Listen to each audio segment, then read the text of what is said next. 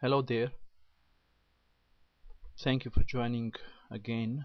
This is the second part where we will basically retrieve our backup that we have made in our first part, and I'll just go where we had that backup. So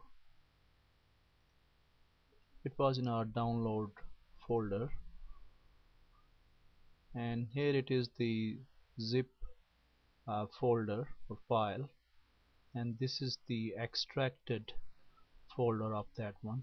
As you can see here, comfort mobile dash net dash the name of the folder, and it was done today at 2:07 and 32 seconds, and today's date is 4th of April 2015. And the file that basically we will be needing is the SQL file of that database, and the total size of that file is 587 kilobits. Quite small file, but as I said, this is an SQL file, and this will do the trick. So let's go, and we're gonna go into our website first, and here it is. So we have two pages here, home page, and the other page is meet us. I'm going to do a small change in that website, and then I will retrieve that backup to see how that will be impacted, and to see if everything is restored from that backup. So let's go into the admin page of the WordPress, log in,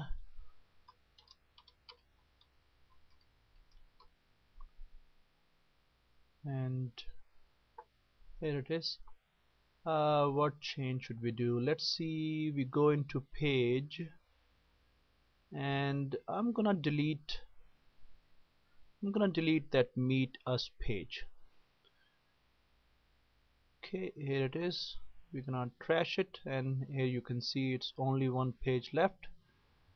Just to double check, we go into that website, and if I click on meet us page, it should not come up. Here you goes. Okay, so that's what we did, and we see that we do not have the meet us page now.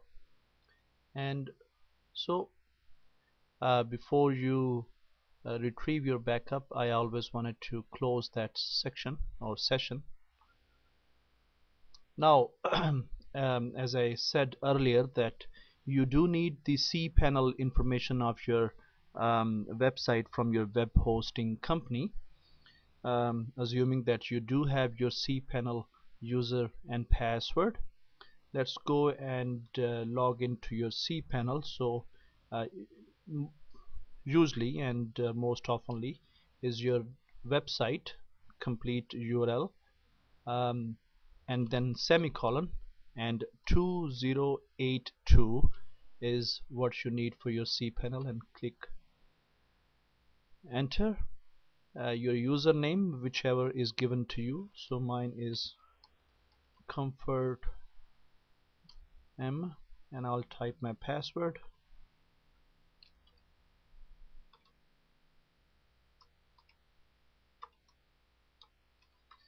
So once you log in, what you're gonna do is you will scroll down to the section which has the database.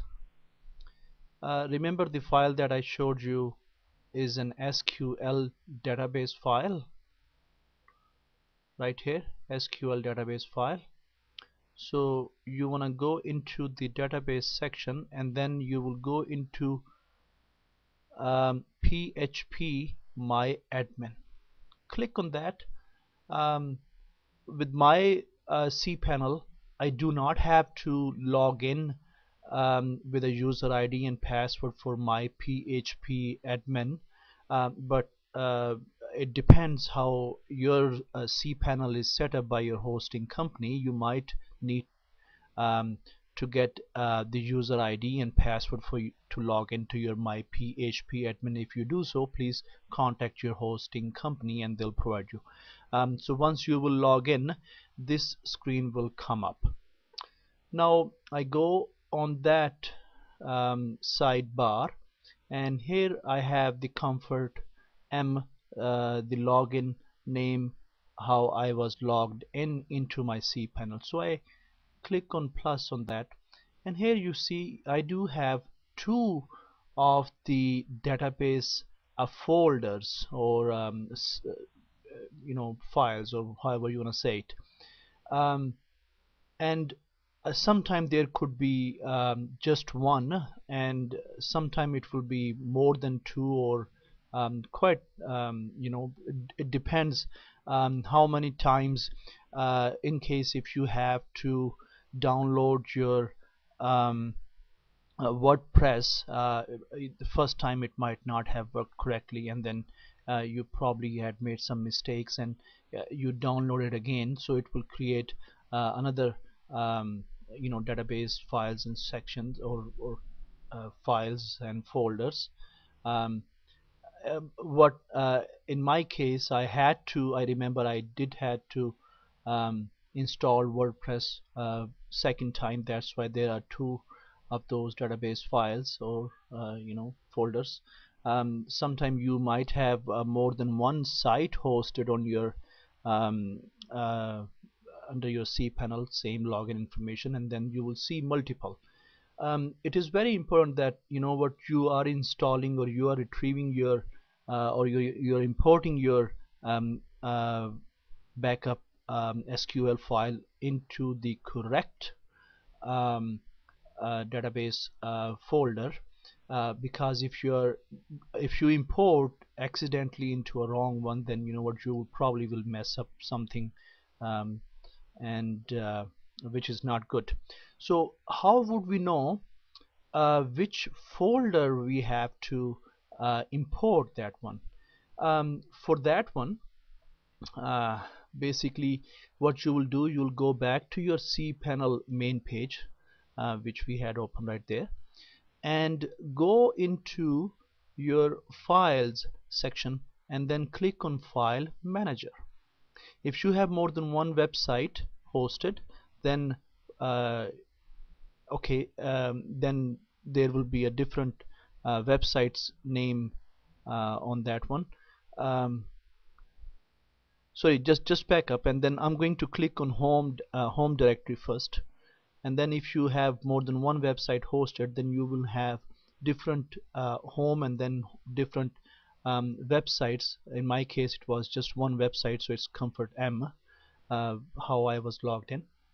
Then click on your public HTML folder. Once you will click your public HTML folder, double click on that, then go into your file section, and then look for a file which says wp config.php, wp-config.php, and that file will tell us which database we have to import into. So click one time, and then click on code editor, and then click on edit. Once this will open, here it is. You will need to see where it says define, and then the name, database name, and that is comfort m w underscore wp540. And if I go back into my PHP, you can see I do have comfort m wp540, so it's confirmed that we have to go into that one. Let me close that file. Here you go. I don't need that one too, so I can close that. Okay, go back to my PHP. Okay, so I clicked on WP540, and that are all these files and folders. Now I click on import, and under import make sure that it is under the format it is SQL, and then click on choose file. Now the good thing is let me go back again. The good thing is that you can either when you click on choose file, you can either select that SQL file, or you can click the entire backup zip folder that you have. So let me show you how. So if I click on download folder and I click on this zip folder, right, see this is a zip folder. If I click on that, or let's say double click on that, it's right there. This is the full name, and then zip, okay, and format SQL, and I click go, and it has started. It will probably take about a minute or less than a minute. So you do not really have to extract your database folder, but I was just showing you that, you know what, that is the file that is needed. Basically with that zip folder, this program is smart enough, and it will find that SQL file, and that is basically needed to retrieve everything over there. So that's what it is doing now. If I would have chosen just the SQL file, this process will probably be more faster, but I was just showing you that you can also use the zip file.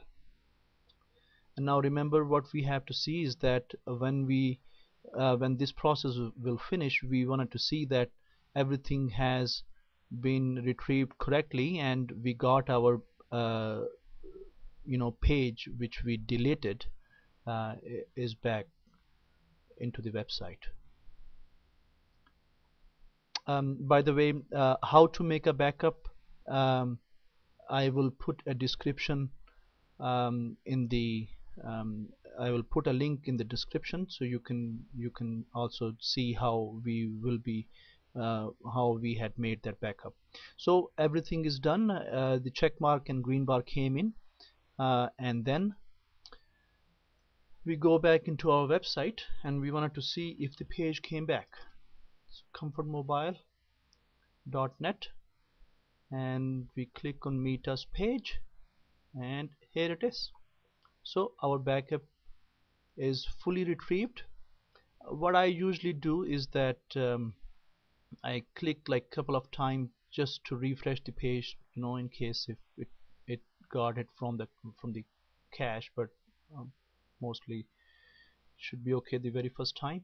Now I'm going to go and log in into my WP admin page, and I want to make sure that everything is, and that I am able to log in into that.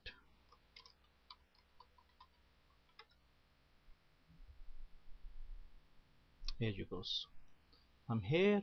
I go back into my pages, and I should have two pages. Here you go. I have both pages.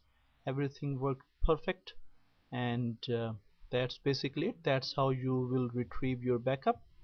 Once again, I thank you very much for watching this video. If this helped you, please give me a like, and once again, if you want to see how we have made this backup, the link of the other video is in the description. Thank you very much once again. You have a wonderful day, night, evening.